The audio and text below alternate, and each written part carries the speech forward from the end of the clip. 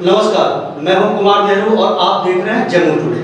आज हम बात करेंगे झाझा विधानसभा क्षेत्र के राष्ट्रीय लोक अधिकार पार्टी के जिला अध्यक्ष भी हैं और उम्मीदवार भी हैं विनोद कुमार सिन्हा जी से, और हम जानने की कोशिश करेंगे आखिर झाझा विधानसभा की जनता उनको मत दे तो क्यों दे, क्या उनकी योजना है, क्या उनकी प्लानिंग है, और अगर वो जीतते हैं तो निकट भविष्य में अपने क्षेत्र की जनता के लिए क्या करेंगे, क्या प्लानिंग है, क्या योजना है, उनसे जानने की कोशिश करें। आइए अमन जी, हमारे चैनल में आपका बहुत बहुत स्वागत है। तो आप जो है झाझा विधानसभा से चुनाव लड़ना चाहते हैं, तो हमारे चंद सवाल हैं जो हम जानना चाहते हैं और सारे क्षेत्र की जनता भी जानना चाहती है। तो आइए हम चर्चा करते हैं। और सबसे पहला जो हमारा सवाल है, आप बिहार सचिवालय सेवा में कार्यरत थे, तो फिर राजनीति में आने का क्या आपका प्लान बना कि आप राजनीति में आ गए? दरअसल बात यह है कि मैं बिहार सचिवालय सेवा में पदाधिकारी था और सेवानिवृत्ति के उपरांत जब मैं अपने पैतृक गांव झाझा विधानसभा क्षेत्र के अंतर्गत जैतून नवादा आया, तो वहां पर बिजौर की जो जंगल सड़कें थी और सरकारी योजनाओं का जो मैंने स्थिति देखा, तो मुझे लगा कि यहाँ जमीनी स्तर पर कोई कार्य हो ही नहीं रहा है। और हमारे स्थानीय विधायक जो झाझा के अभी वर्तमान में हैं, उसके बावजूद जो झाझा की सड़क है, एक दारा की सड़क है और भी बहुत सारी योजना है, वो जमीन पर नहीं दिखाई दे रही थी। तो मुझे लगा कि हमको अपने जमीन, अपने मिट्टी के लिए कुछ कर चुकाना चाहिए और मैं राजनीति में आना चाहता। आप किसी राजनीतिक पार्टी से चुनाव लड़ रहे हैं या फिर निर्दलीय है? क्या आपका टिकट कंफर्म हो चुका है पार्टी से? जैसा कि आपने बताया था राष्ट्रीय लोक अधिकार पार्टी से आप चुनाव लड़ने के लिए मैदान में उतर रहे हैं। सर्वप्रथम तो मैं निर्दलीय चुनाव लड़ना चाहता था, लेकिन क्षेत्र की जनता की आकांक्षा को देखते हुए मैंने राष्ट्रीय लोक अधिकार पार्टी को ज्वाइन किया है और हमारे राष्ट्रीय अध्यक्ष श्री सुधीर कुमार झा जी मुझे जमुई जिला का अध्यक्ष भी मनोनीत किए और झाझा विधानसभा से चुनाव लड़ने का आशीर्वाद उन्होंने दिया है और मैं अब पार्टी से ही चुनाव लड़ूंगा। तो आपकी पार्टी क्या आने वाले विधानसभा चुनाव के बाद, जीतने के बाद किसी के साथ अलायंस होगी या फिर क्या प्लान है पार्टी का आगे? अभी खुद हमारी पार्टी का बहुत से सारे दल हैं, उनसे गठबंधन है और इसका नाम है यूनाइटेड डेमोक्रेटिक अलायंस, जिसके संयोजक पूर्व वित्त मंत्री श्री जसवंत सिन्हा जी हैं और हमारे और आदरणीय नेतागण हैं, रेणु कुशवाहा जी हैं, डॉक्टर अरुण वगैरह हैं, वो लोग इस अलायंस में हैं। चूंकि झाझा विधानसभा में कई उम्मीदवार हैं, देख रहे हैं कई उम्मीदवार हैं जो ज़्यादा विधानसभा में अपनी किस्मत आजमा रहे हैं, ठीक है, तो आपको जो है यहाँ की जनता आपको क्यों वोट दे? आपकी क्या योजनाएं हैं, किस बात पे आप वोट मांग रहे हैं ताकि आप आएंगे जीत के तो झाझा की जनता को क्या देंगे, क्या विकास करने का आपका प्लान है? झाझा के लिए मेरा स्पष्ट रोड मैप है। हम यहाँ पर देख रहे हैं कि जो सरकार की योजना है वह भी बहुत मुश्किल से 10-15% ही जमीनी स्तर पर दिखाई दे रही है।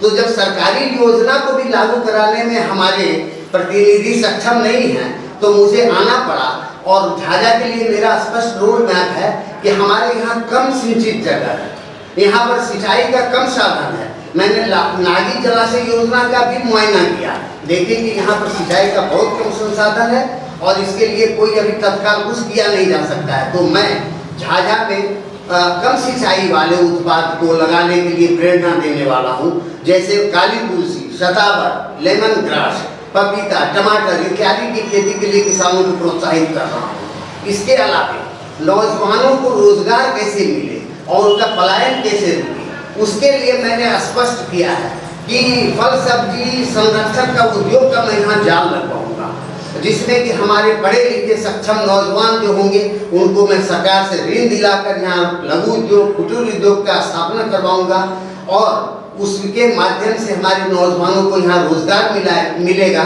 और जो 10-20 हज़ार के लिए लोग दूसरे शहरों में पलायन करते हैं, उनका पलायन रुकेगा। क्योंकि लॉकडाउन के बाद काफी लोग जो है यहाँ पे आए हैं, कहीं ना कहीं रोजगार की समस्या तो है ही यहाँ पे, तो बाकी जो है आप यहाँ पे झाझा के नौजवानों के लिए क्या विकास की योजना लाएंगे? और चूंकि शिक्षा के मामले में थोड़ा सा पिछड़ा हम लोगों का प्रदेश है, तो इसके लिए आप क्या कदम उठाएंगे अपने क्षेत्र की जनता के लिए? शिक्षा के लिए जो अभी सरकार का विद्यालय है और या भी जो भी महाविद्यालय है, उसमें स्थिति यह है कि उसमें सक्षम प्राध्यापकों का अभाव है। बड़े बड़े महाविद्यालय भी बने हैं ITI जैसे संस्थान भी बने हैं, लेकिन उसमें शिक्षकों की बहाली नहीं है। और जो शिक्षक अभी हैं वर्तमान में स्कूलों में, उन्हें प्रशिक्षण बहुत कम दिया गया है। इसलिए मैं चाहूँगा कि उनके प्रशिक्षण का अच्छी व्यवस्था हो, ताकि हमारे छात्र बीड़ी का कारोबार काफ़ी लंबा चौड़ा रहा है, और यहाँ पे शायद एक तरह से कहा जाए तो बीड़ी पे ही कई लोग गुजर बसर करते हैं। तो यहाँ पे मजदूरों की स्थिति काफ़ी दयनीय है, जैसा कि जनता करती है, जैसा कि हम लोगों ने भी देखा है। उस पर क्या योजना आपकी है? जी, मैं अपने क्षेत्र भ्रमण में इस संबंध में बहुत स्पष्ट जानकारी लिया। मैं अपने क्षेत्र भ्रमण के द्वारा जब मैं गया क्षेत्र में, तो मुझे पता चला कि यहाँ मात्र प्रति हजार 80 से 100 रुपये के बीच में बीड़ी मंजूरी है, और काफ़ी लोग मुश्किल से जी रहे हैं, क्योंकि सामान्य ग्रामीण महिलाएं या पुरुष 500-600 बीड़ी बनाते हैं और 50 रुपया ही उन्हें रोजगार मिलता है। मैं श्रम एवं नियोजन विभाग में भी जाके न्यूनतम मजदूरी के विषय में पता किया, तो मुझे जानकारी है कि न्यूनतम मजदूरी कम से कम 235 रुपये प्रति हजार के हिसाब से होना चाहिए। इस संदर्भ में मैं प्रयास कर रहा था, और इसके लिए मुझे विभाग से ये जानकारी मिली कि सबसे पहले बीड़ी कार्ड बनवाने की जरूरत है। इस संबंध में झाझा स्थित हेला लोक कार्यालय में गया था, जहाँ मैं डॉक्टर सुरेंद्र प्रसाद जी से मुलाकात किया और उन्हें बीड़ी कार्ड बनवाने का आग्रह किया। उन्होंने मुझे आश्वासन भी दिया है कि ठीक है सर, पुराने बीड़ी कार्ड को अपडेट कर रहे हैं, उसके बाद मैं करूँगा। और मैं उसे बहुत जोर शोर से उठा रहा हूँ, और मैं जान रहा हूँ कि स्मरण है मुझे कि पूर्व विधायक स्वर्गीय शिवनंदन झा के समय में ये बात होती थी बीड़ी मंजूरी के संदर्भ में, लेकिन अब इस संदर्भ में कोई भी बात नहीं हो रही है, और मैं इसे उठा रहा हूँ। अगर मजदूरी का दर यहाँ पर बढ़ जाता है, तो निश्चित रूप से हम समझते हैं कि लोगों को काफ़ी लाभ होगा, और आज दुगना स्थिति में लोग आ जाएंगे।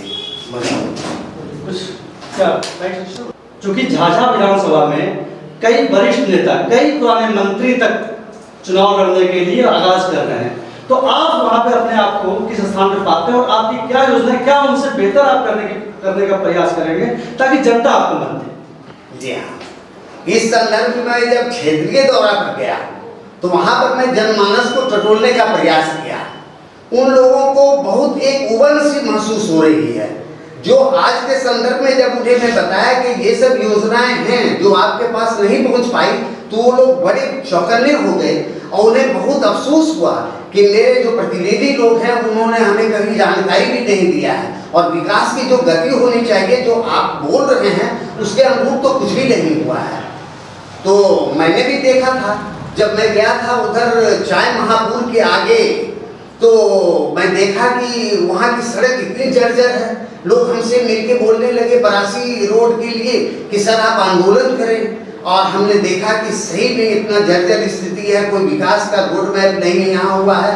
लोग कह देते हैं कि आपके यहाँ सिंचाई का साधन कम है, इसलिए तो मैं वहाँ पर ये कह रहा हूँ कि सिर्फ फलदार वृक्ष ही लगाया जाएगा, आम अमरूद अनार का, तो यहाँ फल संरक्षण का हब हो सकता है, और हम लोग इस जो प्रोडक्ट होगा उसको बड़े कंपनियों में डाबर, पतंजलि जैसे कंपनी को यहाँ से भेज सकते हैं और रोजगार मुहैया करा सकते हैं। इससे नौजवानों में एक बहुत उत्साह का वातावरण हमको देखने को मिला है, और उन्होंने कहा है कि सर मुझे बदलाव चाहिए। अब हम लोग पुराने शहरों से कूद चुके हैं, और हम समझते हैं कि बदलाव में इस बार झाझा विधानसभा क्षेत्र तैयार है, जाति धर्म से ऊपर उठकर मतदान करने के लिए तैयार है। अब वो चेहरा कौन सा होगा, जो वही हम समझते हैं कि वही चेहरा होगा जो जनता का विश्वास जीत सकेगा, जो अपनी बात, अपनी रोड मैप जनता के दिलों तक पहुंचा सकेगा। तो एज ए मतदाता आपको क्या लगता है कि जो पीछे पूर्व विधायक रहे हैं वो किस मामले में सफल हुए हैं, या योजनाओं को लाए या नहीं लाए? एज ए मतदाता को क्या लगता है? हाँ, मैं भी पिछले चुनाव में विकास के मुद्दे पर ही मतदान किया था, और मैं बहुत गर्व से पटना से आकर अपने घर पे यहाँ केंद्र नवादा में मतदान किया। मुझे विश्वास था कि विकास की गंगा बहेगी, लेकिन मैं विगत 15 वर्षों से भी देख रहा हूँ तो विधानसभा की कार्य अनुसूची में झाझा के विकास के मुद्दे पर कभी हमारे प्रतिनिधि ने कोई आवाज बुलंद नहीं किया है। और क्षेत्र की जनता का भी स्थिति जो देख रहे हैं, योजनाओं की स्थिति देख रहे हैं, तो लगता है कि विकास नाम की चीज हुई ही नहीं। हाँ, कुछ योजनाएं जो धरातल पर नजर आती होगी वो सरकार की सामान्य योजनाएं हैं। हमारे प्रतिनिधि का उसमें विशिष्ट कोई योगदान नहीं है। आपका बहुत बहुत स्वागत है हमारे स्टूडियो में आने के लिए। और आखिरी हम ये जानना चाहते हैं कि अब आखिरी समय में, अब चूंकि मतदान का समय भी निर्धारित हो चुका है, तो क्या मैसेज देना चाहेंगे अपने क्षेत्र के मतदाताओं को? हम क्षेत्र के मतदाताओं को यही मैसेज देना चाहते हैं कि इस बार क्षेत्र की जनता अपने पुराने प्रतिनिधियों को तो देख चुकी है, इस बार नए प्रतिनिधि को चुनने का प्रयास करें और वैसे लोगों को चुनने का प्रयास करें जरूर जिन पर उन्हें भरोसा हो कि ये विकास की गंगा बहा सकते हैं, यहाँ के लिए रोड मैप उनके पास है। जैसे एक छोटा सा उदाहरण मैं दे देना चाहता हूँ कि जब मोकामा से राजगीर और बोधगया तक गंगा का पानी जा सकता है, तो हम लोग सूरजगढ़ा से झाझा और जमुई भी उस पानी को ला सकते हैं और सिंचाई का हम लोग इंतजाम कर सकते हैं। लेकिन इसके लिए केंद्र और राज्य का भी समन्वय करने की आवश्यकता होगी। और मुझे जब जनता इसके लिए शक्ति देगी तो मैं इस संबंध में विधानसभा में भी इस आवाज को बुलंद करूंगा और मुझे भरोसा है कि इसको मैं लाने में सक्षम हूँगा। आपका बहुत बहुत धन्यवाद। इस चुनावी माहौल में भी आप समय निकाल के हमारे साथ अपना समय दिया। धन्यवाद।